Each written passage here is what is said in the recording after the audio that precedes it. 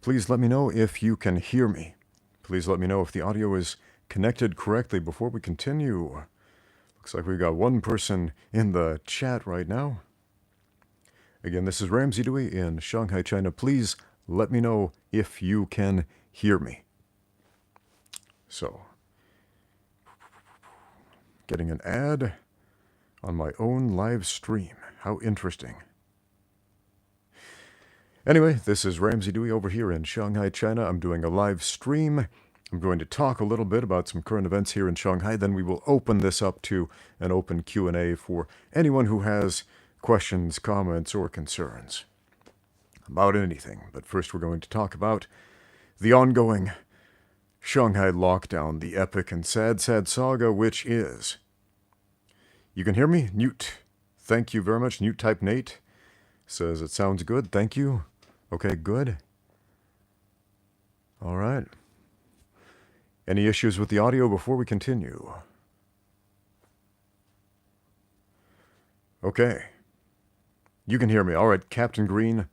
Captain Gene, I don't know how to pronounce that, says he can hear. All right, great. Plastic Plate has no issues hearing. Good. Loud and clear, says Tawanda, etc. The thumbnail is a work of art. That took me like a whole 2.5 minutes to put together, which is much more effort than I usually put into thumbnails, but I found recently that if you put a thumbnail on a live stream, people tend to click on it more than if there is simply a screenshot of my face going like, or something like that. So here we are. Is the video a little bright for you? I feel I might be turning into a ghost over here. Maybe, maybe not. We'll deal with it. We will deal with it. So, oh man, Jet Echo is in lockdown too. So we have this interminable, recurring lockdown in Shanghai. So, let's do a quick recap. Back in 2019, when the COVID virus became public knowledge in China, everything got locked down. Like everything got locked down, but it wasn't super extreme. You could still go outside, but they urged you to wear a mask. But there was a time period where most businesses were closed down. Most, right? Kind of the same thing a lot of countries in the world did afterward. And then,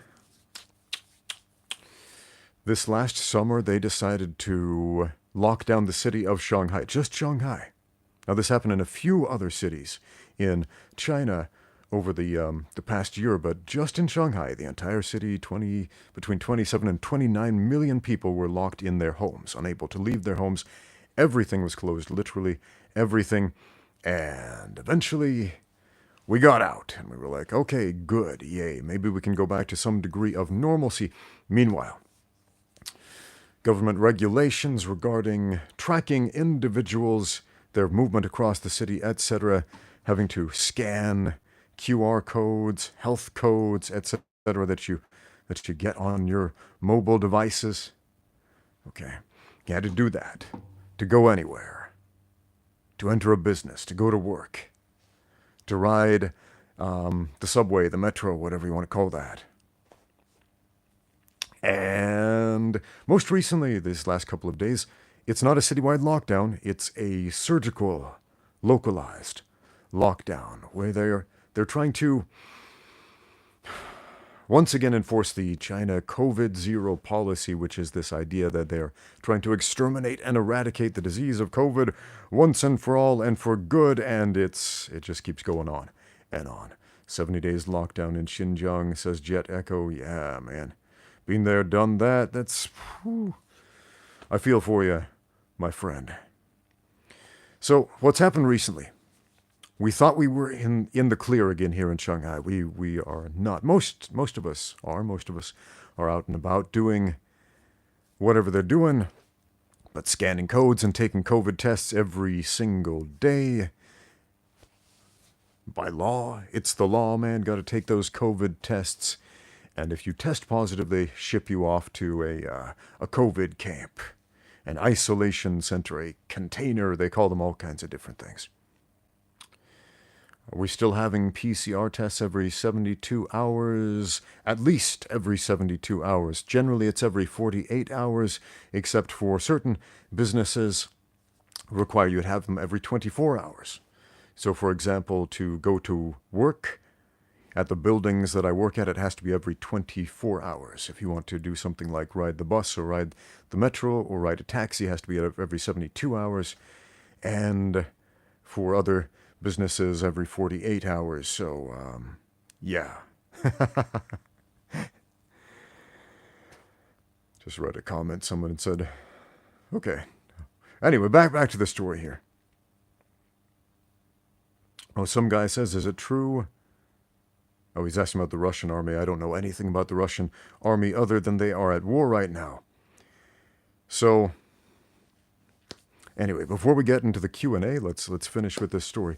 So, what ended up happening? There is a guy who lives upstairs from me on the 4th floor of my apartment building. I don't know him. I never interact with him. He works in a business in a large building. Several thousand people work in that building. One person who came into that building, I don't know if it's someone who worked there or simply scanned their code to pass into the building to deliver a package. Who knows? Nobody knows. But somebody who entered that building scanned their code, and that person had tested positive for COVID. And so everybody in that building, everybody who worked in that building, everybody who entered that building was considered a close contact with COVID.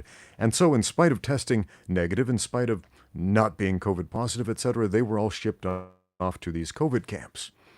Because, the obvious solution to stop the spread of COVID is to take healthy people who do not have the disease and ship them off to concentration camps with other people who are affected with the disease. That'll show them. Yeah, I don't understand the logic here because there doesn't seem to be any. So, my apartment building, the guy came back from work, and because he was a close contact, all those who are close contacts with the close contact must now be locked down but at home. So, the people in my apartment building don't get shipped off to the camp, but we're locked in our home right now. For the time being, we've been tested twice in the last 48 hours, so if anybody tests positive, then everybody gets shipped off to the camp, including myself, my wife, my kids. Yeah. Interesting times we live in, don't we? So we'll see how this pans out.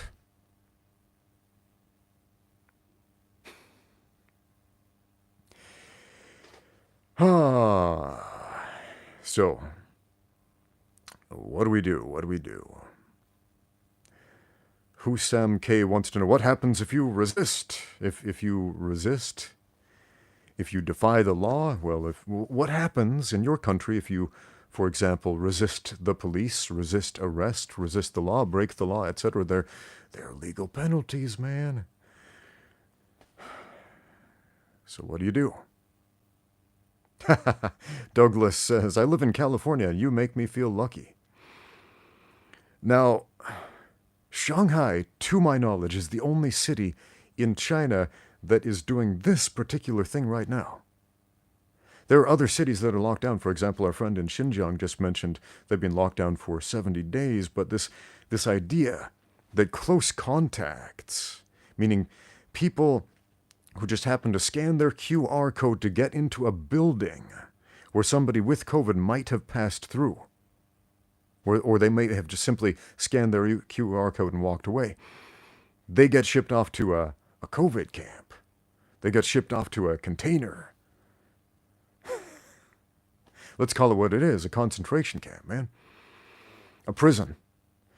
A close friend of our family. One of my wife's best friends. We have children who play together. They're good friends. She just got shipped off to one of these places last night. And why? Why? Well, because last week she was out with some friends and she was about to enter a business establishment. She scanned her QR code. Her friend remembered, oh, I haven't taken my COVID test yet, so I won't be able to get in there.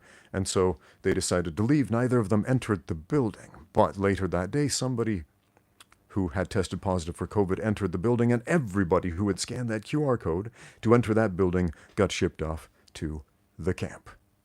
Yeah.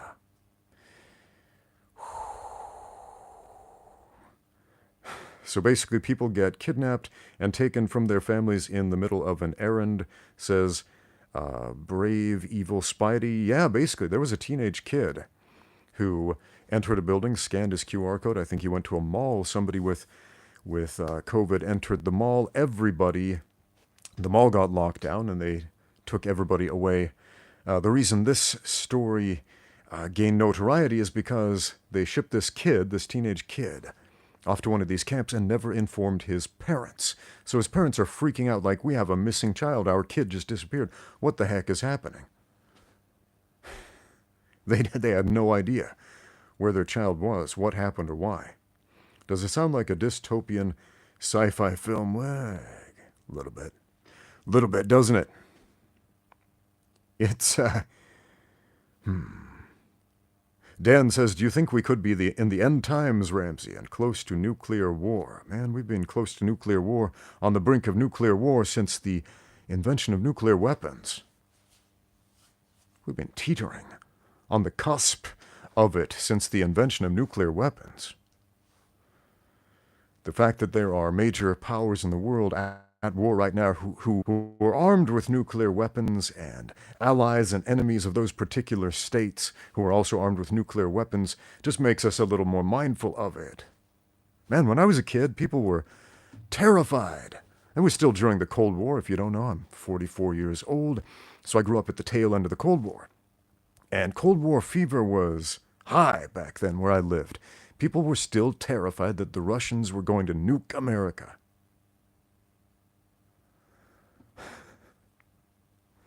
They were terrified, man.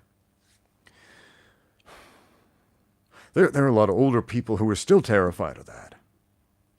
And, seeing the developments of what's going on in Russia and Ukraine, they're probably freaking out just like they did back then. Like, it never ends. The Cold War never ended, says Paul Pele. Yeah, pretty much. Basically. Okay, let's, so if you have questions about the lockdown, if you have questions about anything, or if you want to talk shop and talk MMA, combat sports training, martial arts, etc., leave me some comments down below. I'll start taking a look at those. I've said my piece about this. No sense repeating it. So it's a stupid, ugly mess right now. Stompin' McAllister says, why not move back to America? What would I move back to specifically? I don't own property in America. I don't have a job or any promising job offers in America. I don't own a car in America. You need one of those to get around. I've discussed this at length on this channel. Why I don't move back to America? I have my life built here for the last 15 years, man. I envy you if you are in a position where you can just uproot your entire family and go off to a completely different country and just be totally fine as if nothing happened and just not have it affect you. That must be nice. That must be real nice, man. So tell me your secret about why you can just move off to a different country like that and just be like, yeah, we're okay.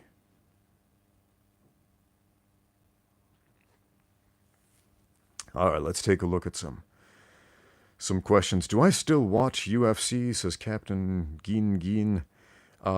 Sometimes it's been a while since I sat down and watched an entire UFC event during the actual broadcast, during the actual live broadcast. In fact, I haven't done that the whole time I've lived in China, specifically because in the West, it's broadcast on Saturday. Here in China, because of the time zone differences, it's broadcast on Sundays. And on Sundays, that's my Sabbath day, man. I'm a religious person. What am I doing on Sunday mornings when the UFC is airing live? I'm in church, man. Although I've been in online church for the last 3 years because of COVID.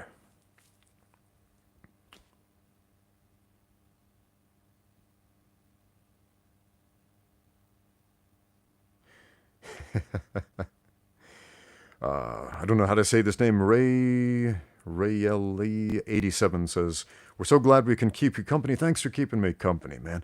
Wish you all the best. What are you doing to condition the mind and body now?" Well, right now I'm doing a live stream. Can I still go to the gym? Right now we can't leave our apartment until further notice. As I've said before, we're waiting for some COVID tests to come back, and if anyone in this building tests positive for COVID, everybody gets shipped off to a COVID camp, meaning you're basically locked in a prison. There's no gym there. Right now we can't leave. I can't go to the gym. I've got some weights here at home. I could train if I want here, at least for the time being. So we'll see what happens here.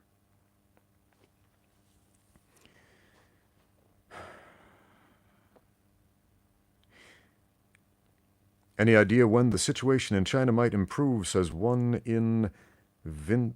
I don't know how to pronounce that. Might improve? No, I don't. And it's not just China. It's Shanghai specifically. But I mean, these actions are politically motivated. They're politically motivated.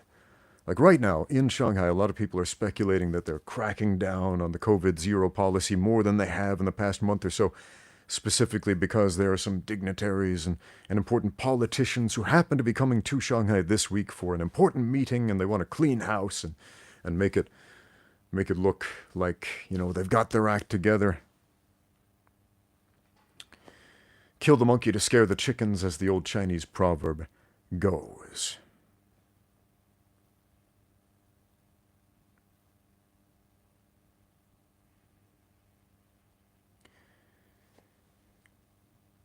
Vibov wants to know, "Hi coach, do they take you away if you are in close contact with a COVID positive person even if you are vaccinated?" Yes.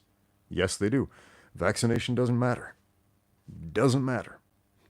Doesn't matter if you test negative multiple times. If you are confirmed to have been in the vicinity of a COVID positive person, even if it was in a giant shopping mall with thousands of people, and you never got anywhere near them, you go off to a camp right now.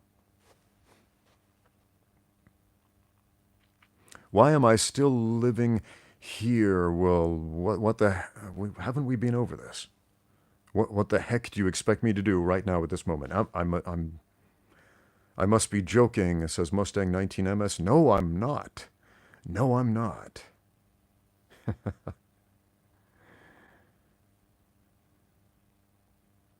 Have I ever seen anyone collapse in front of me on the street? Says Lucky. I've seen people shot to death on the street. They collapsed after that. I saw a guy get smashed by a car. He was riding a scooter. The car smashed into him. The scooter got embedded in the front of the car, and he went just thrown down into the ground head first. And he collapsed. Didn't get up again. He was dead. Have I seen anybody just randomly collapse just for apparently no reason on the street? No, I can't say I have. Can't say I have.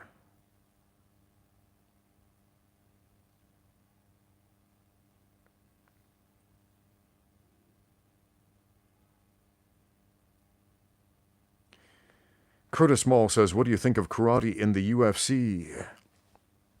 What do I think of karate in the UFC? Let's talk about this a little bit. Karate's a piece of the puzzle. You should know this. If you are an MMA fighter fighting at the UFC level, you need to be a very well-rounded mixed martial artist. I made a video recently, about a week or two ago, where I was answering a fellow's question about why it is that he's seen all of these karate guys get beaten by boxers, when, in his estimation, karate seems like it has the superior weapons, long, powerful kicks, and boxing doesn't. And yet, every time he's seen a boxer versus karate guy, the boxer always won. So I gave my opinions on that, and a bunch of people said, well, what about Wonder Boy and Lyoto Machida? They beat guys in the UFC. And like, look, guys, we're not talking about a karateka versus a boxer in that situation. You're bringing up a very well-rounded professional mixed martial artist competing at the highest level against another very well-rounded professional mixed martial artist competing at the highest level. In the sport of mixed martial arts, that's not the same thing. So if you are a karateka and you want to fight in the UFC, what do you need to do? You have to learn how to wrestle, you have to learn how to box, you got to learn jiu-jitsu, you got to learn all that other basic stuff so that you can use your karate techniques in the cage. There's nothing new there.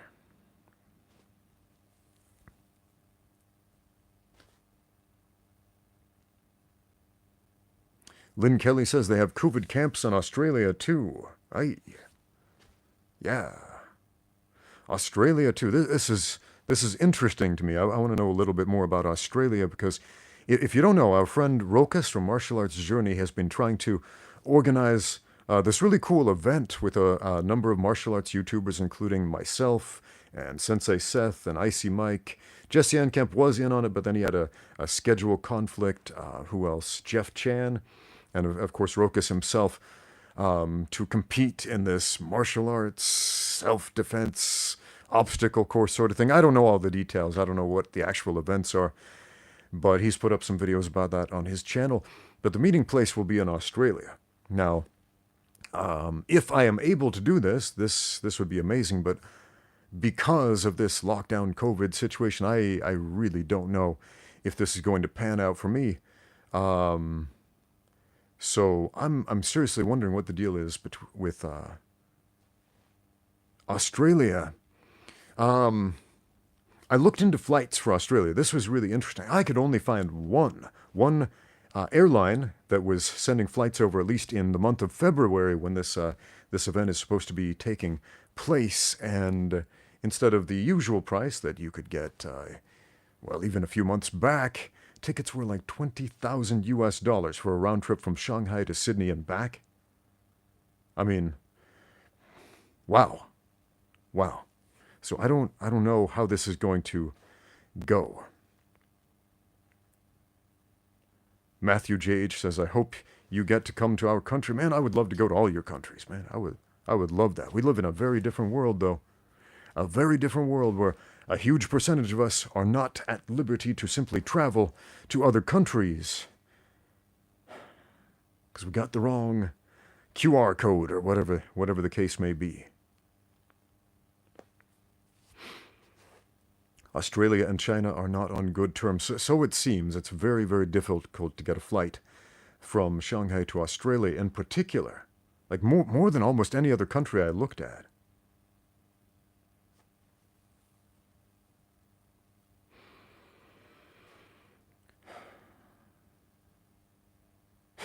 Just take my canoe. Yeah, man, yeah, I'll just get into the Huangpu River and take a canoe out there until I get into the open ocean and just paddle really hard to try to get past the waves and hope the sharks don't eat me. We'll see how that works out. I should move to Texas and buy a ranch, says RWD Channel. That would be awesome, man. There's this plot of land in Idaho. I grew up in the state of Idaho. I'm a British citizen. I was raised in the United States. I grew up in the state of Idaho. I've lived in a few different countries across the world. I get asked about my accent, my idiolect all the time. So if you're wondering, that's if it sounds funny, that's probably why. But there's a spot in Idaho. It's like 100 acres. It's not even that expensive, but it's got a mountain and a river, and it's beautiful. That's a spot of land I would love to buy. It's completely off the grid, but we'll see how that goes.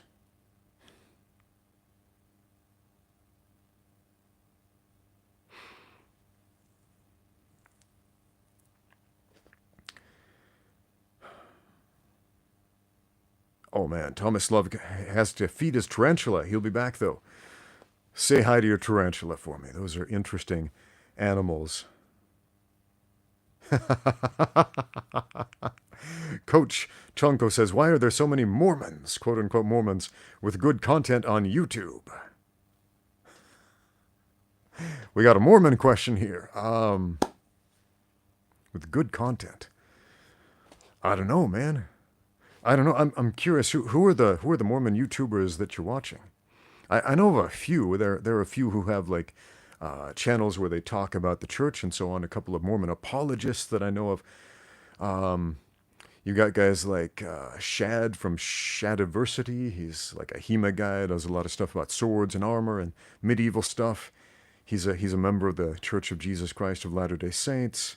His channel isn't specifically about the church. It's about HEMA, historical European martial arts. I don't really know of too many others. So if you know of some interesting and good Mormon YouTubers, let me know in the comments. I'm interested.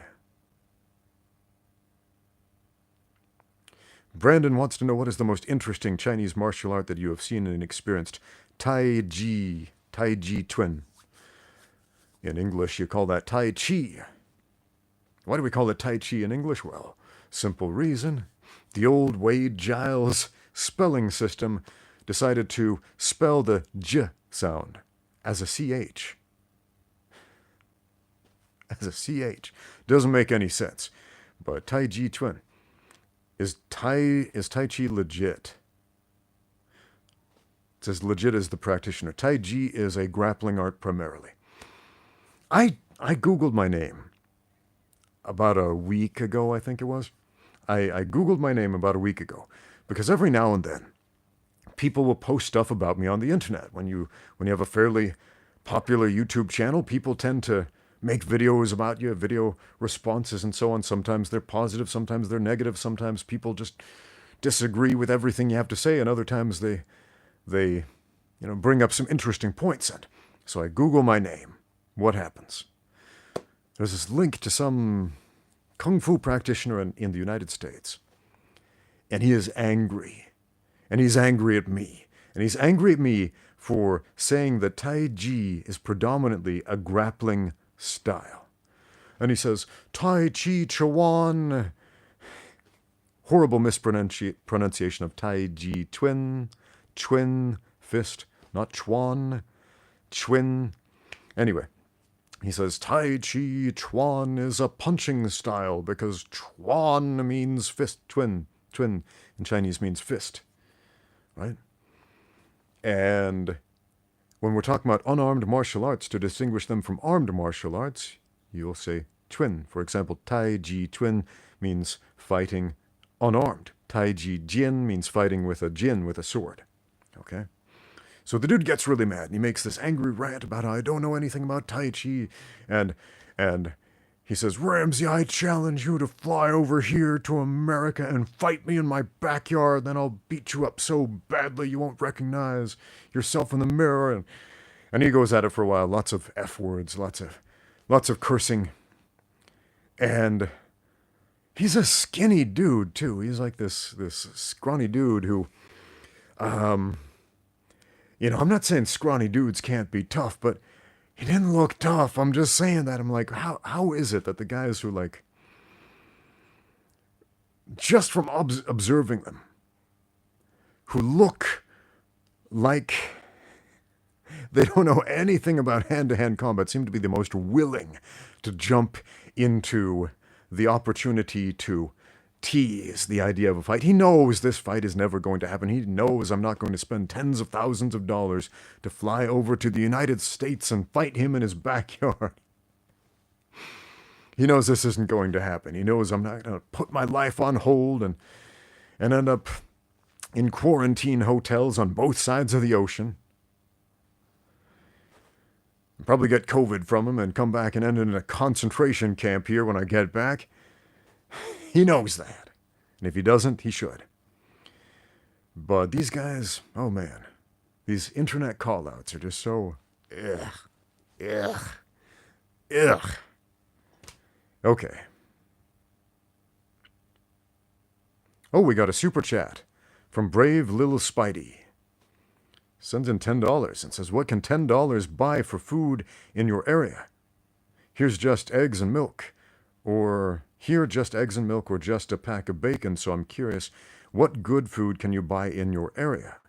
Watch him say one healing potion. Thanks for streaming. Okay, thanks for the super chat, man. Much appreciated. What can I buy with that $10 that Brave Little Spidey just sent in as far as food goes? Well, it depends on where you're shopping. China is a super interesting place as far as money and commerce goes. This is quite possibly the most capitalistic country I've ever seen. I know you guys are thinking, isn't Chinese communist? Well, the de facto ruling party of the Chinese government is the Chinese Communist Party. And that's where the communism ends, the name. It's an authoritarian government, not a communist government. Authoritarian, different thing. As far as the actual economic practices of the people, buying and selling, etc., cutthroat capitalism. In other words, you can get whatever you want as cheap as you're willing to spend, or as expensive as you're willing to spend. So what can I buy as far as food goes for $10? I could go to a wet market if I could leave my house right now. I could go to a wet market and get a nice big bag of groceries for that, man. Could get myself, some potatoes, some greens, some broccoli, some onions, some eels, some rice, did I say eels? Yeah, eels are delicious. You can buy those at a wet market. I could buy some fish. I could buy some, beef is on the expensive end, regardless of where you buy it. Beef is more expensive. So $10 wouldn't buy me much beef, but you could go to like a wet market and get a ton of vegetables, rice, pork. Pork is a much more affordable meat. So, yeah, we could get some good food if you went to a more expensive place. Right? If you went to like McDonald's in Shanghai, just to give you an idea. Prices at McDonald's in Shanghai are comparable to prices at McDonald's in the U.S. Right? But we're not adjusting for purchasing power parity. Like, if a hamburger costs you $1 in the U.S., that same hamburger will cost you also about $1 in China. Okay. Storm Giant 70 says, buy some bats. I don't know anywhere that sells bats. I've never seen anyone selling or eating bats or selling bats as pets. We got lots of bats flying around in the sky. Bats come out at night in Shanghai. They eat the mosquitoes. I like the bats. I'll tell you why. They keep the mosquito population down. So bats are our friends. You don't want to pet them. You don't want to eat them. You don't want to get bitten by them because they do carry rabies. But the bats, generally speaking, stay out of the way of humans. Humans, generally speaking, stay out of the way of the bats. We got a nice copacetic relationship with the bats here in Shanghai. Captain GG is scared of bats. That's a shame. Well, don't let a bat bite you. Again, that can give you rabies. Lots of bats carry rabies.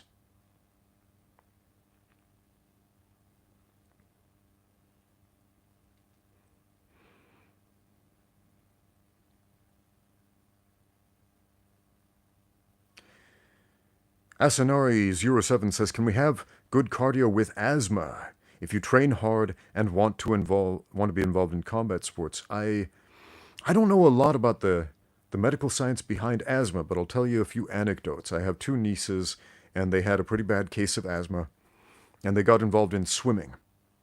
And they did long-distance swimming. They did a lot of it. And it helped keep their asthma in check. So they were able to do martial arts, gymnastics, all kinds of sports. And they turned out to be some pretty physically tough kids.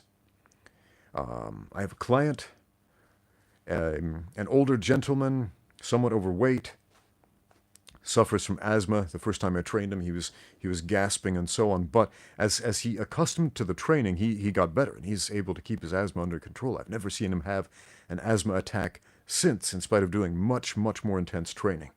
So again, I don't understand the medical science behind asthma, but from observation, given the anecdotes that I've told you, the situations I've seen, training, consistent training, and training following the principles of progressive overload can certainly help.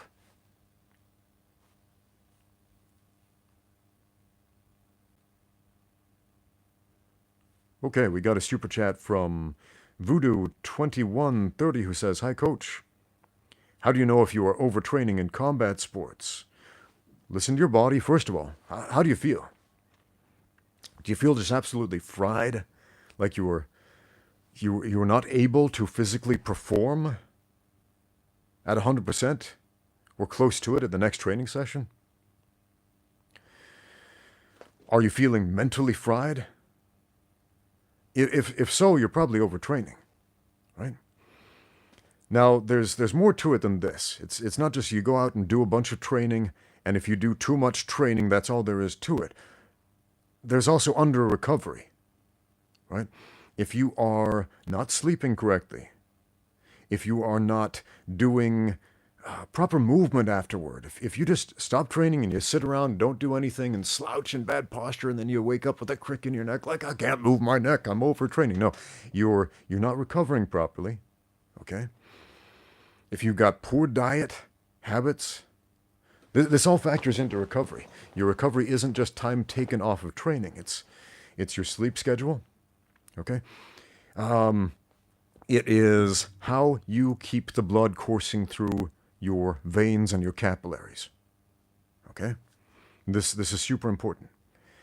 If we allow our body to go stagnant, completely stagnant, because we're sore and we're tired, and that's all we do. I mean, we do need to sleep.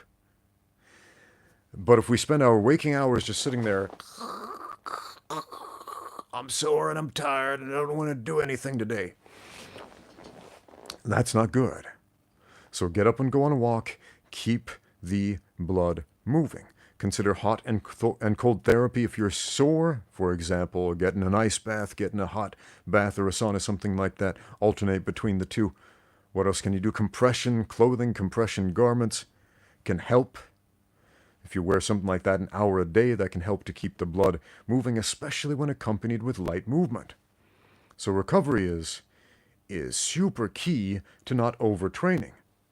Now, I'll tell you a little bit about the busiest training schedule I followed, and I followed it for many years before the lockdown. I'm not following it right now because of the lockdown.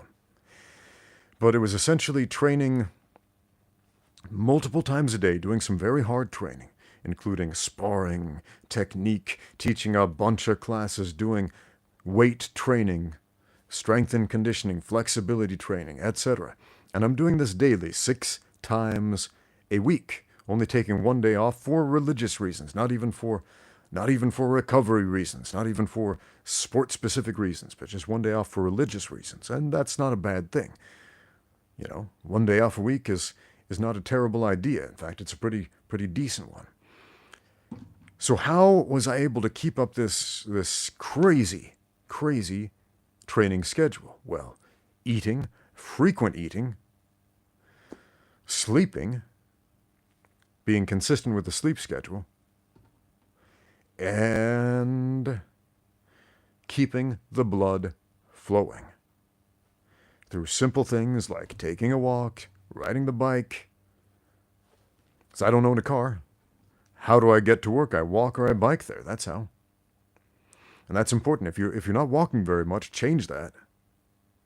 Because if you're not moving much, if you're not walking much, your recovery is probably not very good, and so you're probably feeling like you're overtraining. Most people, I think, are capable of training much, much, much more than they actually do, but they won't because they feel like they'll be overtraining because they don't know how to recover properly, or they're not eating enough, or they're not sleeping enough, or they're inconsistent with those things. So be consistent. That's key, man. But if you're feeling fried and you're not able to perform at 100% because of something about your training schedule or your recovery schedule, that's what you need to fix. Good question, man. Lynn Kelly says, calisthenics or resistance training? Yes. Yes. Major Tom says, can we talk about Morrowind? Sure. I love Morrowind. If you don't know, is Elder Scrolls 3. A lot of people know about Skyrim because that was the most popular Elder Scrolls game. I wasn't a huge fan of Skyrim. I mean, I'm glad it came out. I was excited when I was like, sweet, a new Elder Scrolls game. And then, they took out a lot of the things that I loved about the series and, added better graphics, better combat mechanics, arguably. But Morrowind, man, that was the best, man. That was the best. If you're a younger person and you're not used to older, more text-based games where you have to read a lot, Morrowind is a lot like it's the difference, like the difference between Skyrim and Morrowind. Skyrim is like watching the movie. Morrowind is like reading the book. So like all those nerds who love Lord of the Rings, the book, and they're complaining about that new Lord of the Rings series that came out. I don't know what it's called. Rings of Power, is that the one? I haven't seen it, but I've noticed a lot of people online are complaining like, it disrespects the source material, it's nothing like the book, Tolkien is rolling over in his grave, etc. Because it's nothing like the book. Now, I don't know, I haven't seen it, I'm not particularly interested in seeing it, but I love the book. I'm rereading Lord of the Rings to my children right now as bedtime stories at night, and that's fun. I love The Hobbit. Made a great video. One of my favorite videos that nobody's watching. It's about The Hobbit. Made that a few months back. Because as I was reading The Hobbit, I was rereading The Hobbit to my children as a bedtime story. We get to the part where, throughout the book, the dwarves, Bilbo Baggins, he's traveling with these dwarves, and Bilbo he's the underdog protagonist of this story, right? And he's not strong, he's not big, he's not powerful, he's not brave, he's not any of these things the traditional hero is. He's not the traditional hero, right? And all the dwarves, they make fun of him. They're like, this guy doesn't know what he's doing, he's not a brave warrior like us. And then what happens? They get close to the end of their journey where they're going to actually go and face the dragon, Smaug, and try to get their gold back. And the reality of this situation, the sobering reality of this situation, they're going to march straight into certain death, start settling in on them, and they're like, oh crap, this isn't as fun as we thought it was. And not the brave and boastful dwarves, but rather Bilbo, the hobbit, the homebody, ends up being the one to march into the dragon's den. And as he's doing that, as he's walking down the long corridor, it reminds me, the thoughts going through Bilbo's mind remind me so much of the thoughts going through a fighter that went through my mind as I was walking through that long corridor toward the fight cage or the boxing ring. And those feelings of doubt and second guessing and trepidation and fear, and the fact that you're going to go in there with some wild animal who's going to try to tear you apart and kill you and lay you out flat and all this. And I thought, man, did Tolkien fight? Because it sounds like Tolkien fought. I didn't know anything about Tolkien's life, so I look him up and I realize, yeah, he fought in the trenches in World War I. Holy crap, this guy understood violence. Oh yeah, he understood violence. But as I was reading The Hobbit, just reading Bilbo's inner monologue, I realized the author of this book understood violence. Oh yeah. He understood violence on a very personal level, and he didn't glorify it. Not one little bit. And anyway, that's one of my favorite videos. I hope you'll go and watch that. It's I don't remember what it's called. There's a picture of Bilbo Baggins on the front, standing in front of a dragon. So that was about a month or so ago. Just go through my videos. Go watch it. I'd appreciate it. Let me know what you think about it. But yeah, that's so interesting how the idea of real recognizes real. If you fought before and felt that mortal fear and dread before, and you read The Hobbit from that perspective, and you read Bilbo's inner monologue, and you start to realize this is written by a guy who understands violence in a very intimate way. Do you remember Tito Ortiz? Tito Ortiz, the Huntington Beach bad boy, tough guy, a monster in the cage. Yeah. He gave an interview once. And I was telling one of my students about this interview, this young woman who expressed some fear about the idea of fighting. So I told her about Tito Ortiz in this interview, right? Yeah, a veteran fighter. He was a beast. But in this interview, he said before every single fight, he would find a room where he could be completely alone and just cry and bawl his eyes out and just be like, and just cry. And express all this emotion because he was terrified. He was scared to death about getting into the cage. And he would let all of that out before he got in there. And she said, no way, he didn't do that. He was a monster. He was a beast. He wasn't even a human man.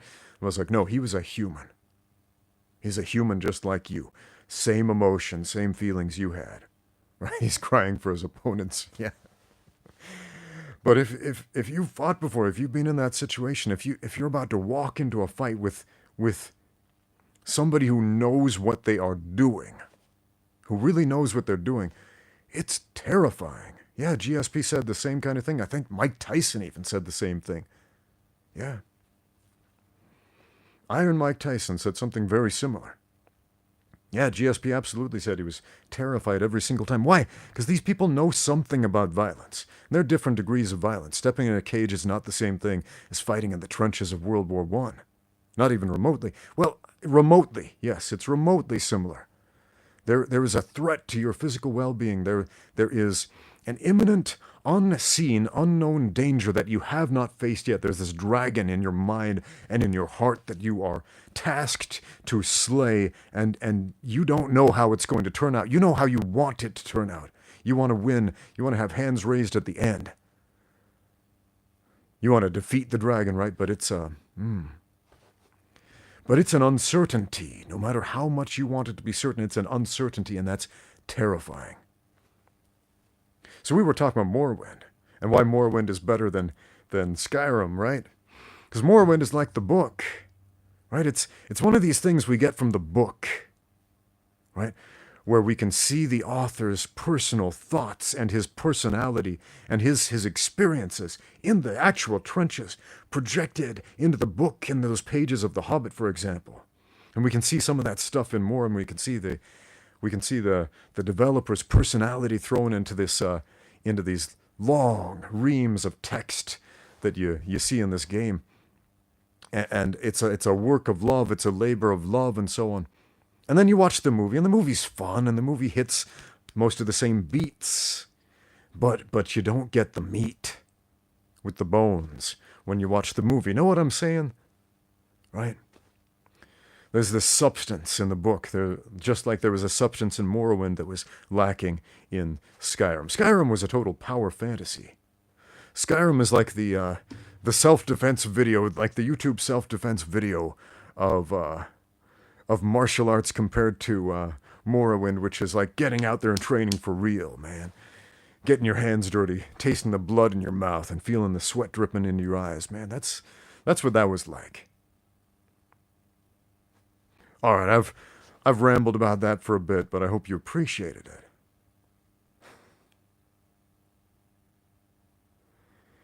But yeah, unfortunately, I think a lot of younger people, they see all the text and so on, the more primitive graphics, the weird D&D based control combat system from Morrowind, and they're like, yeah, it's not like modern games. I hate it, which is a shame, because it's not why we loved Morrowind. Not the graphics, not the controls. It's the meat, the substance, the story, right? Hunter Cool says, have you checked out African Warriors Fighting Championships? If not, you should. I'd be interested in seeing that. A number of years ago, some friends of mine who worked for the China Referee Union of Combat Sports, some really good guys who are very professional referees and adjudicators in the sport of MMA. They were planning a trip to Africa. When was it Zaire? Zimbabwe, one of those countries that starts with a Z. I don't remember which one. They invited me to go with them. I don't remember what came of that. For some reason, I wasn't able to go. And they were planning on officiating in some MMA fights over there in Africa. And I was like, man, that's amazing, because there are some incredible physical specimens on that vast continent who, if they really understood the sport of MMA, would absolutely change the sport completely.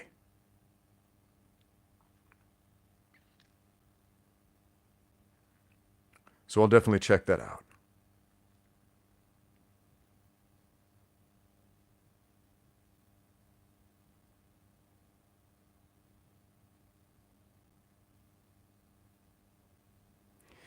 All right, let's answer a few questions. I should try visual novel games. Visual novel. I'm not really sure what those are. Back in my day, we played text adventure video games like Zork. Anybody out there played Zork? Anybody remember Zork except me? It was this before video game graphics. We had text, and it was like kind of like a choose your own adventure story. Like you are on the east side of a house. There is a yeah. It is pitch black. You were likely to be eaten by a grue. Mike gets it. Mike H understands. My people right there. Oh man, Zork and Ultima. Yeah, Ultima had graphics. Yeah, Ultima had graphics as far as at least the games that I played. But man, Zork, that was and Hitchhiker's Guide to the Galaxy, also a text-based game. Man, I spent so many hours of my early life playing Zork, Hitchhiker's Guide to the Galaxy, these other text games where you're just trying to figure out what do I type in to make it do the thing that I want it to do. And that's the way we liked it. You kids and your graphics today, you're spoiled.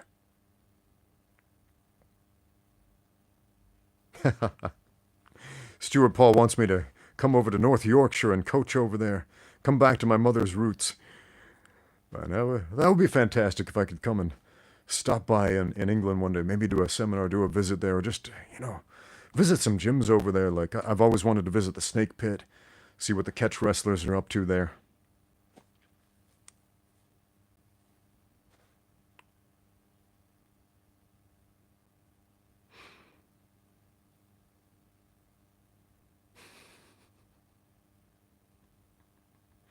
Oh man, Kyle says he can't go back to playing ye old games. He's too accustomed to the modern interface and controls. Has this turned into a gaming podcast? It kind of has, hasn't it? But again, if anybody's new to the channel, I am a combat sports coach by profession. Right, so if you want to talk about combat sports, we can do that. If you want to talk about gaming, retro gaming, we can do that too. I don't mind. I used to play a lot of video games back in the day, so most of my video game knowledge is retro game knowledge. Do kids these days play anything except Minecraft anyway? It's like the most popular video game. This is perplexing to me. I know technologically, I looked into the technological specs of Minecraft, and it's much more complex than the graphics would imply because it uses voxels rather than pixels. They're like 3D squares, basically. Interesting concept, and uses alarming amounts of memory to do what it does. Or processing, I should say, to do what it does. But it's the most popular game in the world, and has been for a very long time. And it's like, okay. I mean, if you play it for a while, it's like, this can be a fun game. You can do what you want, etc. But you take a look at it, and you're like, didn't we get better video games than this back in the 90s? What happened? What happened, world? And it just proves people don't care so much about graphics as they do about the experience, which is what we were going on about at Morrowind when we were talking about Morrowind at first and comparing the book to the movie, right? So that's quite interesting to learn that people prefer substance over presentation. That's good. That gives me hope for the world. Minecraft gives me hope for the world in that sense.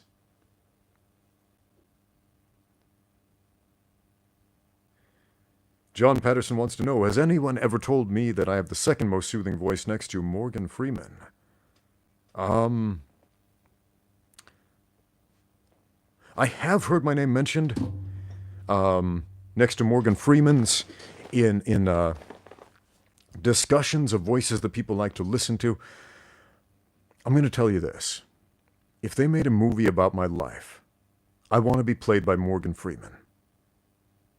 And I want there to be a scene where he walks away from an explosion in slow motion. True story. I actually did walk away from an explosion once in slow motion. This was in Argentina. There was, what town was I in? It was a suburb of Buenos Aires. It was like out, I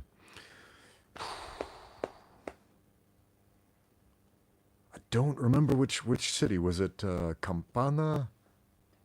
I don't remember. But I was kind of out in the boondocks, not too close to the city, and a fuel tanker just exploded and there was this giant pillar of fire that went up to the sky, and it burned for hours. Burned for hours.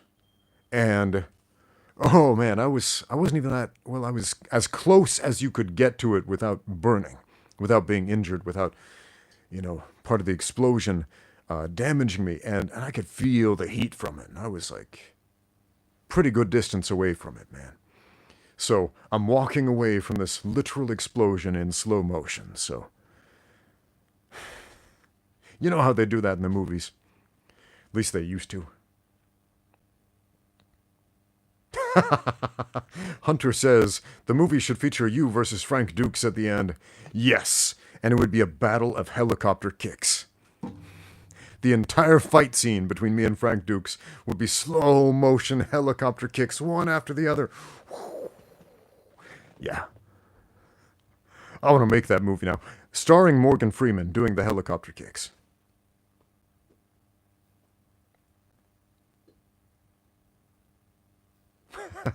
Elias also wants me to be played by Morgan Freeman. Start one of those, what do they call it? One of those fundraising campaigns? Kickstarter or whatever they're called? Morgan Freeman to play Ramsey Dewey in the Ramsey Dewey biopic movie. There we go. Oh, sweet. We got a super chat from Brave Little Spidey. He just saw the thumbnail.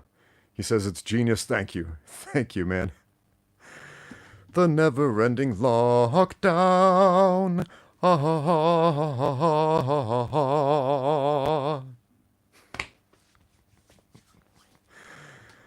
Put a little bit of effort into that one, but appreciate it. Appreciate that you like the thumbnail. So yeah, we're locked down. We're waiting right now. Just playing the waiting game about whether or not we're going to be shipped off to a COVID camp. Ooh, can't wait. Can't wait. Or the alternative, whether we're just going to be stuck at home for a while. We'll see where that goes. So again, just like the title of this live stream says, if you don't hear from me again soon, that's why. That's why. Because from what I hear, they don't have internet access at the COVID camps. Man. Ethan wants to know, how many squats can I do in a minute? I don't know. I usually squat for weight rather than for time. I don't think I've ever squatted for time to see how many I can do in a minute. I could probably do a bunch. I'm sitting in a chair right now and have to move everything around to put this to the test, but I'm a huge fan of squats. Heavy squats, especially the low bar squat. I love the low bar squat. Do you guys prefer high bar squats, low bar squats, front squats, or Zercher squats? Or some other variation of a squat? What else do we have? Sissy squats? Goblet squats? How many other types of squats can you think of? Hindu squats? But I like the low bar squat. I think it's at least for me, it's the best expressor of strength. Might not be the best developer of strength, but it's the best expressor. It's just the one where I feel in the strongest position to just push up maximum weight. So I love the low bar squat. It makes my elbows feel terrible afterward, though. So again, I can't do a ton of low bar squats. Like if I do like a 5x5 with low bar squats, that's enough. Any more than that, then I'm gonna have to pull out the safety bar squat or the safety squat bar to do more. Jumping Bulgarian split squats. There's another type of squat. Everybody's naming the squats down there. What is the stupidest fitness advice you have ever heard? Don't get out there and train. And nobody puts it in those exact terms. Nobody ever says, just don't exercise, except for when they do. I'll hear this a lot from general practitioners, doctors who are general practitioners. When somebody comes in, they're like, doctor, my elbow hurts, help. And they're like, stop exercising.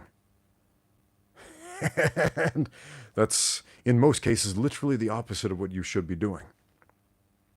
The Cajun squat. I haven't heard of that one yet. Interesting. Send me a link to the Cajun squat in the comments down below. I want to take a look at that. But, Yeah, don't exercise, don't move. That seems to be the worst exercise advice ever. Yeah, it sounds crazy because it is crazy. If you want to recover from injuries, you need the blood to flow. If you want the blood to flow, you need to move. If you want that to happen, get out there and train. Now you're going to have to modify, work around the injuries, obviously.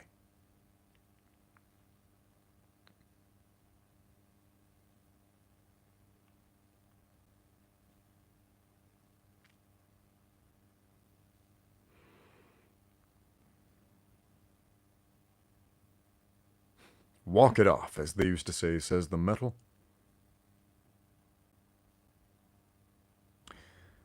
Yeah, Coach Chonko says some lifters do low bar squats with wide grips like Chad Wesley Smith. Yeah, he does. Man, Chad Wesley Smith, he's a awesome guy over at Juggernaut Training Systems. That's a great channel. It's a channel I don't mind giving some free publicity to at all because it's a good one. And Chad Wesley Smith, interesting guy, super strong guy, great coach, great information, and he's doing jiu-jitsu now. Man, can you imagine rolling with him? If you don't know who Chad Wesley Smith is, go look him up right now. Big dude, strong guy, strength training coach extraordinaire. Can you imagine rolling with that guy? I don't know what his current rank is. Last I checked, he was competing in blue belt divisions and tournaments, doing pretty well. But, man, that must be amazing to roll with that guy. That's something else. He choked me out just by sitting on me, says Coach Chunko. Yeah, he'd choke a lot of people out just by sitting on them. I had a student long time ago, and the guy weighed an excess of 400 pounds. Pretty strong guy, but also a big dose of fat on him, like equal parts muscle and fat. Just this strong, heavy dude. And he gets on top. I'm in guard, trying to close the guard, but I can't because he's just too big and too massive. And then I try to wiggle into some open guard thing, but I can't because he's just too heavy. And eventually I found, after a few seconds, I had to tap out. Had to tap out to the fatness. Had to tap out to the weight. Man, it was just too much. I cracked a rib just from this guy leaning into me, just leaning his weight on me. Ooh. Man, size matters. Matters a great deal. And from that day on, I decided being underneath a really big guy several times your own size is not a good idea. And that sounds pretty self-evident, but at the time, playing guard was just so popular in jiu-jitsu. It still is. I mean, it still is. People play guard. Like 80% of the time in jiu-jitsu tournaments, people will pull guard. Let's talk about statistics for a minute, because this is a funny one, right? 50% of the time in IBJJF tournaments, according to statistics, the athlete who scores the first takedown... Okay, hold on, let me get these stats right. The athlete who scores the first takedown 80% of the time will win the match. 80% of the time, the overwhelming majority. So you would think most jiu-jitsu athletes must compete to get the takedown first, right? Because that's the highest chance of winning. No. 80% of jiu-jitsu athletes don't fight for the takedown. Only 20% of them do. The rest pull guard. And you must think, well, the guard pullers must have a very high percentage of winning then, right? No. They have a 50% chance of winning according to IBJJF statistics. If you pull guard, you have a 50-50 chance of winning, statistically speaking. You've got an 80% chance of winning if you get the first takedown.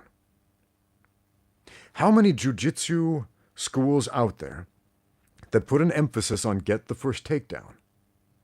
Schools that consider themselves sport jiu-jitsu schools. In my experience, most gyms that call themselves sport jiu-jitsu schools don't even practice takedowns. Well, why not? Every other serious sport, any serious sport, and if you're not looking at the data, if you're not looking at the science behind your sport, if you're not looking at empirical data of what does and what doesn't win competitions in your sport, you're not a serious coach, you're not a serious athlete, and it's not a serious sport. So if you want to make jiu-jitsu a serious sport, think about that. if you're a sport jiu-jitsu school and you ignore takedowns, you're not a serious gym, not in my estimation. Not as serious as you could be. If you were serious, you would pay attention to those numbers and realize that getting that first takedown actually has a greater impact on the outcome than pulling guard. And yeah, I know, but I sunk all my skill points into guard pulling. I sunk all my skill points into my bottom game. Well, guess what? It's not too late. It's not too late. You can still sink a few skill points into takedowns. You can still do it. How do you do that? You get out there and train a little bit. I learned wrestling as an adult. I learned wrestling after I started fighting professionally. After. And at this point in my life, my wrestling's pretty dang good. And it always shocks me when I visit a new jiu-jitsu gym and train with some new jiu-jitsu guys, and I take everybody down. And I'm like, nobody here knows how to wrestle. What the heck? And they look at me and they're like, you wrestled in high school, right? You wrestled in college, right? I'm like, no, I didn't. I learned this ex post facto as an adult. Mostly in my 30s. I'm 44 years old right now. And I'm taking down all you schmucks who are half my age. This should not be happening. This should not be happening. And yet it is. Why? For the simple reason you ignore wrestling.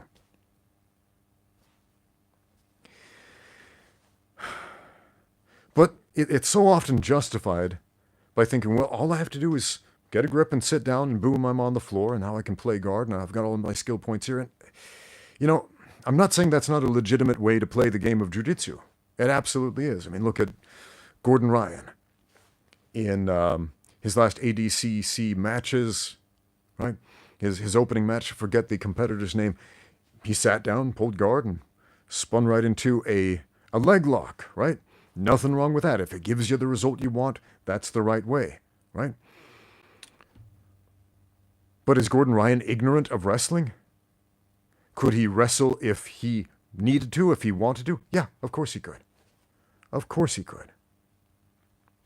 He's not ignorant of it. And that's a huge part of why he's able to impose his will. He recognizes, here, I need to wrestle. Here, I don't.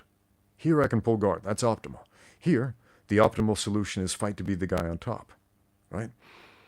If you're not at that level, if your fight IQ, if your grappling IQ is not at that level, how do you get it at that level? Well, you get out there and train and you learn how to wrestle. Practice your takedowns and your duck unders and your tie-ups and all that good stuff, and your sit-outs, etc., until you can dictate, until you can decide. I want to be the guy on top, or I want to be the guy on the bottom. Don't let the other guy decide that for you. Right? If the other guy's deciding, he's winning.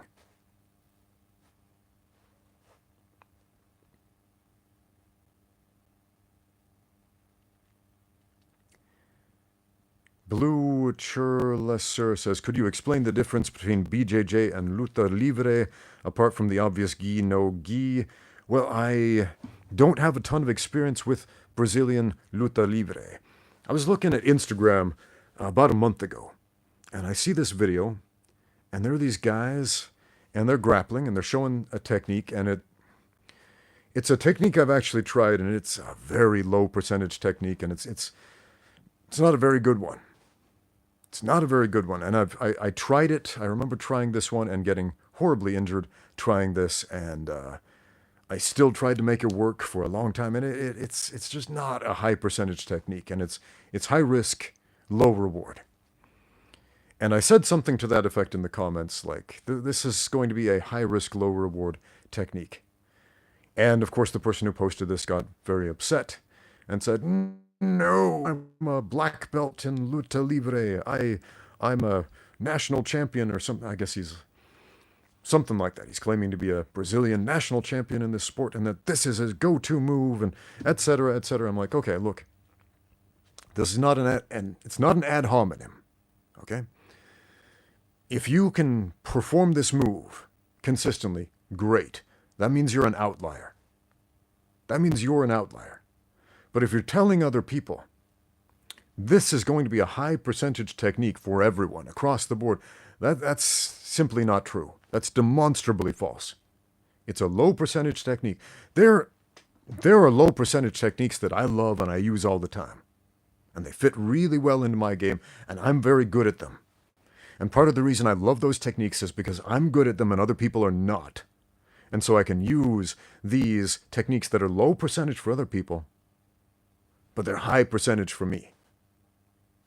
Okay?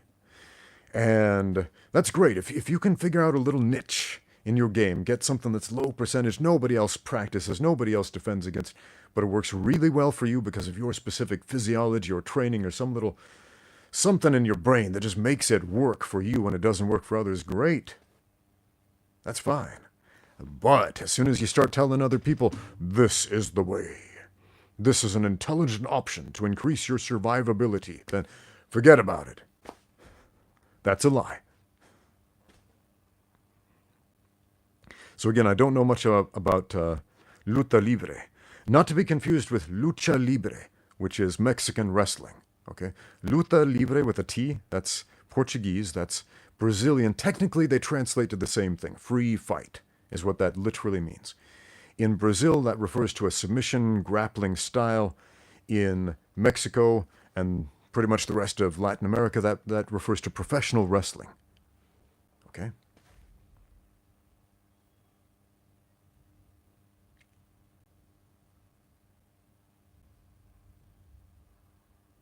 Oh, yeah. So, Vankese, I think it's, correct me if I'm pronouncing that incorrectly, says, hey, coach, will you react to more shows and anime fight scenes that contain martial arts? Yeah, man. I've got a bunch of episodes that I've already filmed. I'm in the process of editing.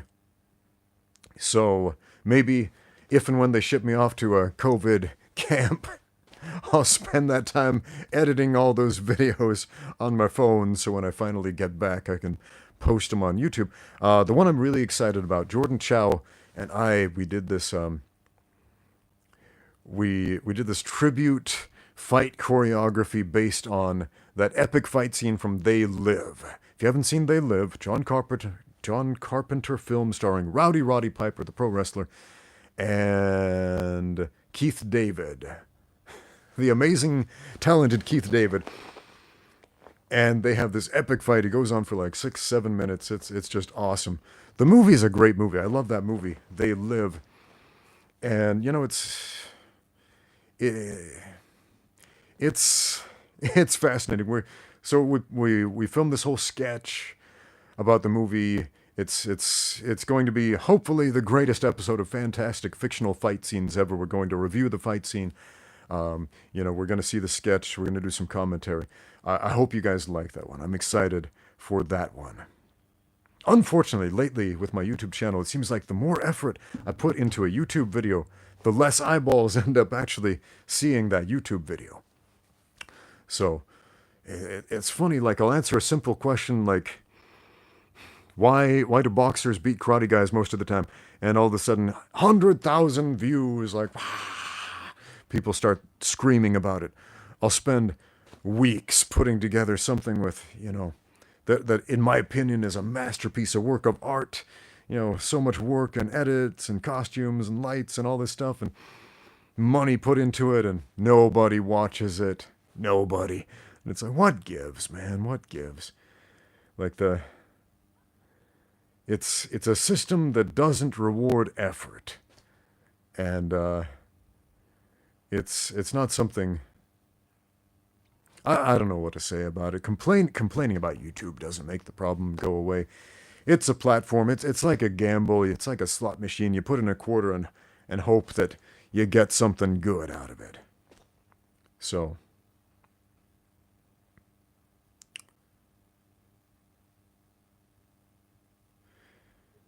Bread Enforcer says, what would you say is your most underrated video? I should make a playlist of my most underrated videos, the ones I really like that almost nobody watched.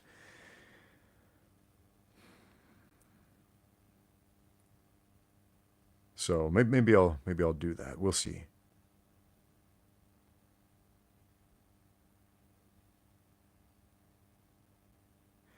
Have I ever had a student randomly come up with a submission you've never seen before while in the middle of rolling? I've seen lots of students try to randomly invent submissions in the middle of rolling, but actually succeed. I've seen lots of white belts, lots of brand new guys who didn't really know anything tap out to goofy stuff they shouldn't have tapped out to, and then afterward they're like, "What was that? Let me see that." And then they'll do something goofy, and they're like, "Yeah, it kind of hurts right there on my neck when you squeeze that way." And it's like, And if you know how to wrestle even a little bit, you'll get out of there instantly. So, yeah. I had a student from India. He's an actor. He's actually a professional actor in India. And he came to my gym, and he wanted to learn martial arts. His goal was to learn martial arts for fight choreography for film. And I'm teaching this class on jiu-jitsu, and afterwards, I show like one technique. Then he says, "Coach, can you show me all the submissions?" I said, "All the submissions? You're not going to remember them all." And he's like, "Oh, it's okay. Just can you show me all the submissions?" I'm like, "All right, I'll show you a few." So I show him about a dozen submission holds. And afterwards, he's like, "I got it." I'm like, "No, you don't. I got it." Okay. So we grapple a bit, and then maybe 20 minutes later, I grapple with my student from India. And we're rolling, and all of a sudden, he does exactly what I showed him as far as the straight ankle lock goes. He catches me in a straight ankle lock. And he's strong, and his position is right. And he gets it, and I tap out. And I said, who taught you that? And he said, "You did, Coach, just a few minutes ago." I was like, "No, who taught you that? You've trained before you came here." He's like, "You just did. Remember, I said, show me all the submissions. And you showed me. And so I did it." Yeah, method actor right there. That's rare. That's rare. Like, nobody does that, man. Nobody does that. Anuj Singh Duhan did that. Tough dude, talented guy, nicest dude, man. So Anuj, if you're watching, shout out, man. Shout out to you. Keep doing what you're doing. You're one of the good ones. Funny YouTube channel has a jiu-jitsu competition this weekend. Any advice for the day before, diet or otherwise? Just relax. Relax, relax, relax, relax. Don't freak out. Don't try to do something radically different than you normally do. As far as diet, don't radically change your diet. And at the same time, don't eat like some giant, big, heavy meal that's going to sit in your stomach and slow you down, right? But don't make radical changes right before a tournament. Okay? You want to perform in that tournament close to the way that you perform in the gym. Obviously, there's going to be some performance anxiety, etc. There might be. But you want to perform as close as you do in the gym. Now, I feel like a weirdo when I go to jiu-jitsu tournaments because I don't experience performance anxiety in jiu-jitsu tournaments because I don't take them seriously. I don't take them seriously. And most of the guys who go there, they're like hyping themselves up because they take them very seriously. Mostly because this is the only form of martial arts competition they've ever done and they will ever do. So it means the world to them. For me, as a retired combat sports athlete, I've competed in mixed martial arts, Muay Thai, Sanda, K1, kickboxing, American kickboxing. I've done amateur boxing. I've done Taekwondo for 10 years as an amateur. It's a jiu-jitsu tournament. It's like just going to the gym to roll with a bunch of friends that I don't know yet. That's what it feels like to me. It's like, okay, I'm gonna pay an entrance fee to go to this big place with mats on the floor and roll with a bunch of guys. With a long waiting period in between each rolling session. Okay, fine. And they might give me a medal at the end. If I tap everyone out. Neat. It's fun. To me, it's fun. So, what should you do? Advice. Focus on the fun. Why did you get into jiu-jitsu? I imagine you got into jiu-jitsu, well, I have no idea. Maybe you saw Royce Gracie compete, beat some big dudes, and you were like, I want to do that. Yeah, same, right? Same. Most of us are in that boat, or we heard a good sales pitch about jiu-jitsu, but why did we keep doing jiu-jitsu to the point where you you're actually going to compete in a tournament because you get something out of it. Because there's a reward. Maybe it's fun, right? So don't miss the fun, my friend. Don't miss the fun of that tournament. Go have fun. My other piece of advice, make sure you know the rules. Because jiu-jitsu tournaments have a ton of rules. I'm going to tell you another story about me in jiu-jitsu tournaments and not taking them seriously. And then starting to take them a little bit more seriously. So my first 6 IBJJF tournaments that I competed in, I got disqualified from. The first 6. For the tiniest of rule infractions. For example, I went for a straight ankle lock and my heel was slightly further across the center line than regulations allow. And they're like, knee reaping, disqualified. You're out of here. Yeah, no, I don't enjoy IBJJF rules. Oh, this is ADCC rules. Okay, cool. Still, know the rules, know what they are. This story about IBJJF tournaments will still be illustrative to help you, my friend. So pay attention here. But anyway, I broke some of the rules unknowingly, and I got disqualified.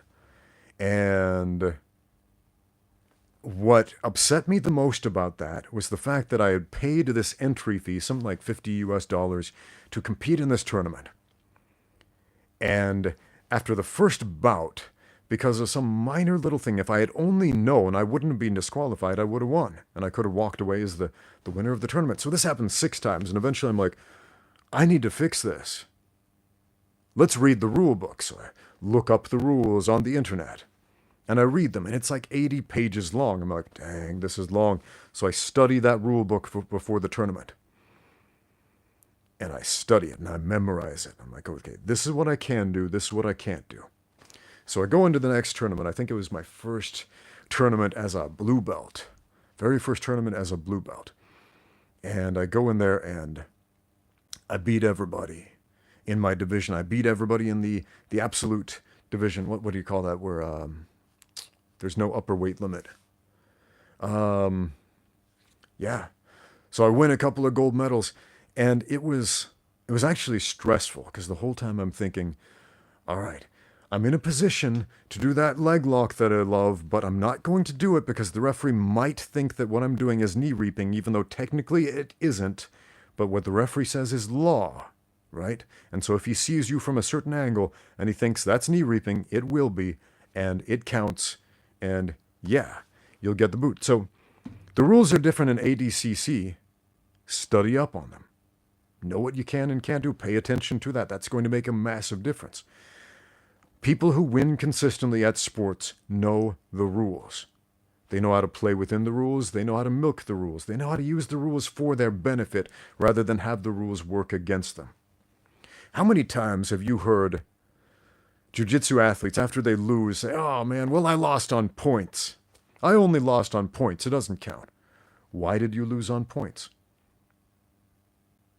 I would venture to say a big part of that has to do with the fact that the other guy had a better understanding of the rules and the scoring system specifically than you did. So fix that. Losing on points is still losing. Just because he didn't make you tap out doesn't mean you didn't lose. Doesn't mean you didn't lose. So yeah, man, know the rules.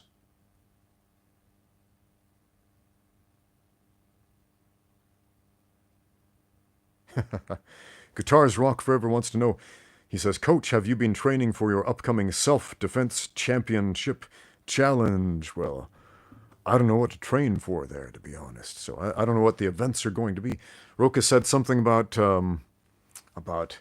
fighting off multiple people with knives or hiding from them. So what am I supposed to do? Play hide and seek with my kids while they run around the house with knives? I don't know how to train for this. I don't know what the events will actually be. And concerning the political situation in China right now, I don't know if it's even going to happen, at least with me. So we'll see how that goes.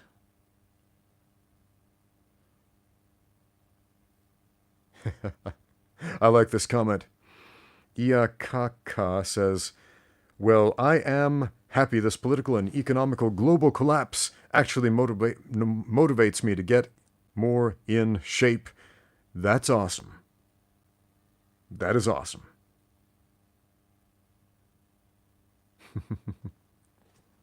I like this attitude. The Metal says, I lost a judo match due to a golden ruling. Now, I'm not exactly familiar with that term, but I imagine it's a rule, like a small rule, something like that. I'm guessing. I don't know. Please clarify. But he lost this judo match to a golden ruling. I just have to get better. I love that. I love that. No excuses, just improve. That's awesome. That's the motto of our friend Zach Tellender. Great weightlifting coach. Go check out his channel. But after every video, he's got that logo. No excuses, just improve. That's an amazing attitude, right? You lose because, well, some rule infraction. We can blame it on the referee. Oh, it's the referee's fault because he made the wrong call. It's my opponent's fault because he did this. He did this when I wanted him to do that. How about it's my fault, and I'm going to fix it, and I'm going to train harder next time. I'm going to go back to the drawing board. I'm going to learn the rules. I'm going to fix the issues. I'm going to become a better technician, right? No excuses. Just improve. That's amazing.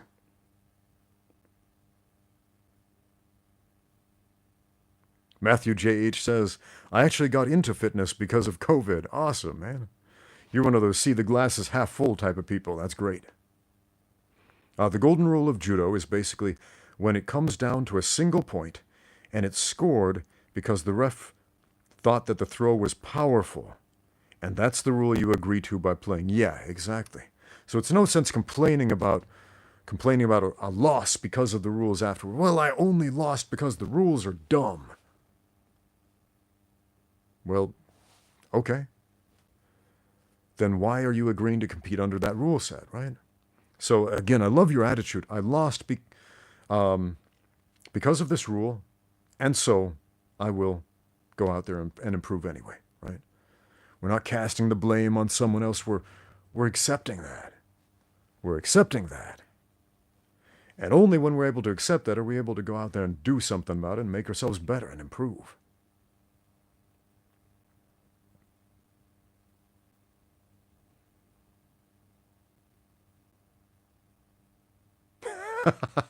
Walter Evans says, interesting thumbnail picture. Appreciate the shout out for the thumbnail. I put a whole 2.5 minutes of work into that one.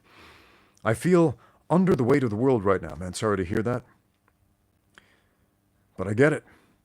What else does Walter say? At least I've got the cats to keep me company. But Ginger mustn't claw the upholstery. The cats. Okay, I'm laughing about that because right now, I moved to a new apartment not too long ago, and I now live on the ground floor of an apartment building. And so I've got these glass doors that kind of lead into the back. You can see the outside.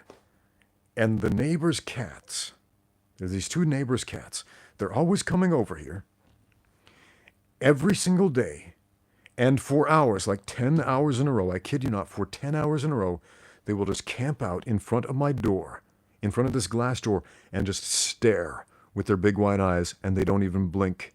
I have to blink because I blink a lot. It's a genetic condition. But these two cats, they just stand there and stare with their creepy, unblinking faces. And it's like, my wife said, these cats must think we are their TV. Because this is all they do all day long. They come over and just stare at us for 10 hours. It's bizarre, man. It's bizarre. So let's maybe take one or two more questions. Then I'm going to skedaddle.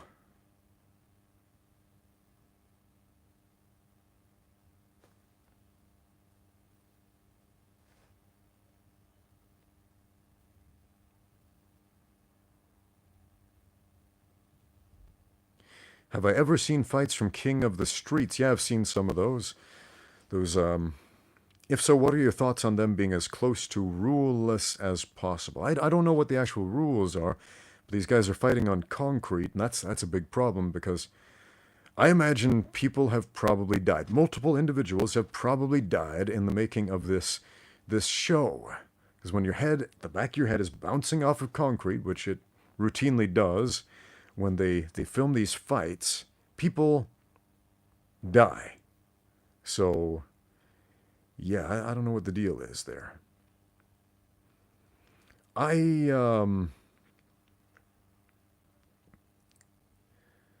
No rules fights. No rules fights.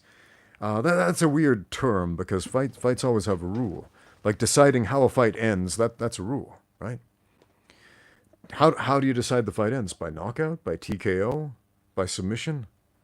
By raising one finger like the ancient Greeks did in the Olympics? That's a rule. Deciding who wins and who loses, that's part of the rules, right? So when we prattle on about no rules fighting and winning and losing a no rules fight, by virtue of establishing a winner and a loser, we're establishing rules right away.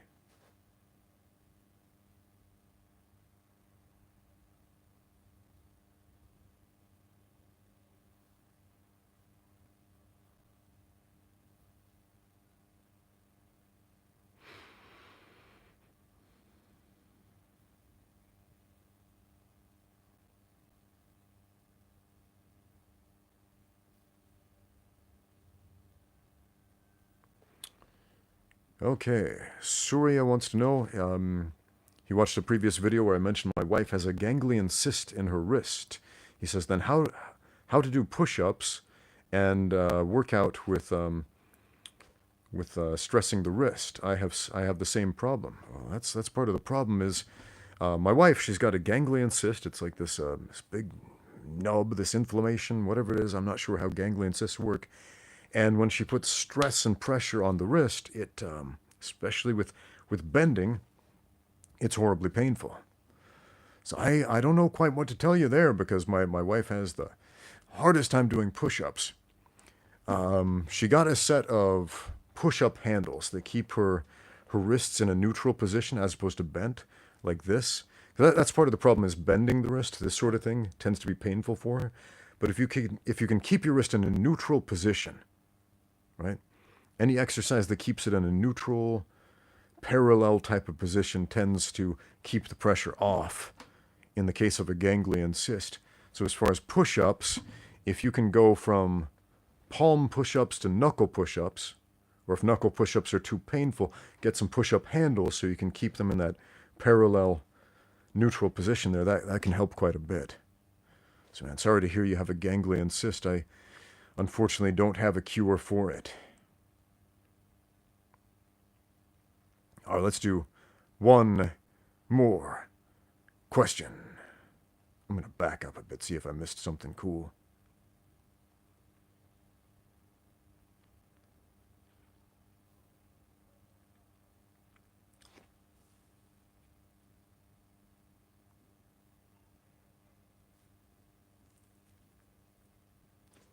Ah, yes, Mike H. This is way back in the chat. He said, something I've been wondering for a while.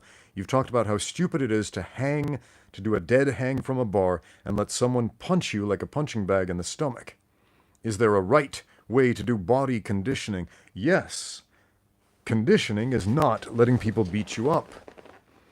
Conditioning is getting used to a particular activity. When we say strength and conditioning, what does that mean? Well, strength is pretty obvious. You do things to get stronger. Conditioning, what is it? It is adapting your body to the specific activity of the sport that you're doing. That's what conditioning means. Okay? So if you're doing a hang pull, just hanging there, a dead hang, and someone's just punching you in the guts. I made a video about this. That's a great way to get a hernia. An umbilicular hernia, for example. I've seen this happen. It's basically when a weak spot in the abdominal striation splits opens and a lump of intestines leaks out from under the skin. And you see a bulge. There were some dudes used to train in my gym. These strong young guys with six-pack abs, and they decide to do this exercise. And they're hanging and they're punching each other really hard in the stomach, and I walk in and I'm like, guys, stop. Don't do this. You're going to get a hernia. This is not good for you. And they're like, no, we're tough guys. We can take it. All of a sudden, pop. A bulge of intestine comes through the muscles and you can see it bulging out under the skin. And the guy's like, what is that? I'm like, that's exactly what I just warned you about. That's a hernia. He's like, no, it's just a bruise. I'll put some ice on it. Yeah. These guys didn't last long at the gym. They didn't last long at the gym. If you don't listen to your coach, if you don't think your coach is telling you the right thing to do, why are you even training there if you don't believe him? Doesn't make sense. If you do think your coach has the right idea and you're still not listening to him, that's just dumb. So don't be dumb, friends. There's my sage advice for you today. Don't be dumb. But what's a better method of body conditioning? Literally anything. Literally anything is a better method of body conditioning than deliberately injuring yourself. So you want to make your body stronger and more impervious to punching? Well, get stronger. Go lift some weights, do some squats, do some deadlifts, do some sit-ups, do all that stuff. But it's different when somebody punches you. Yes, it is. What's the main difference? You're breathing. And what's the problem with doing a dead hang while someone uses you as a punching bag? It's that your muscles, your abdominal muscles, are already stretched out and you're not able to tense them in the proper way to receive a blow. You're not able to breathe in the proper way to receive a blow. And so they're going to tear. What should you do instead? Well, how about get in a natural, normal fighting stance? Okay? If you really want to train to receive impact, you can do this without anybody there. Take your hand, slap yourself in the stomach while in a standing fighting stance, and slap yourself in the stomach and exhale as you tense up and tighten your abs. You don't even have to do it hard. That's all it is. That's all it is. Breathing. Breathing solves a lot of problems, man. Breathing and bracing for impact. You don't need to be a heavy bag to learn that lesson.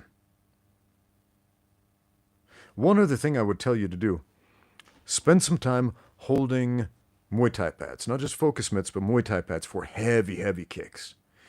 Brace it up against your body. I've got a video about how to hold them. If you don't know how to do that, Shane Faison, the Fight Tips video guy, he's got a great little short video about holding Thai pads, proper technique. If you want to see a shorter, less verbose version, that's a pretty good one, right?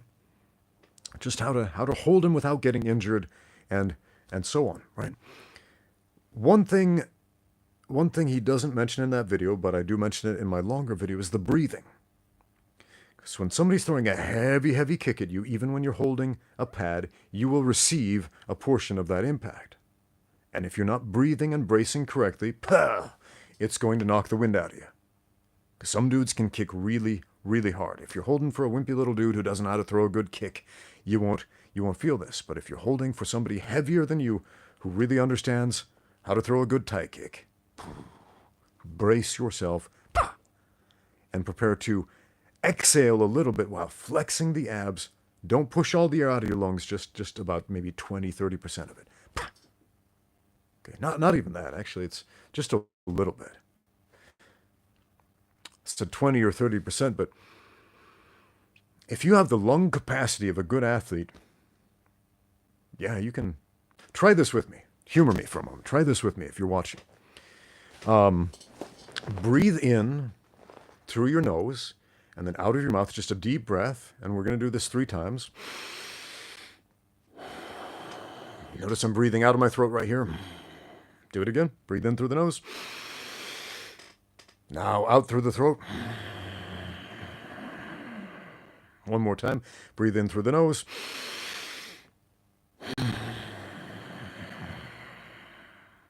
Out through the throat. Okay. We're a little bit oxygenated. Maybe do that one more time because I'm talking a bunch and expressing air right here.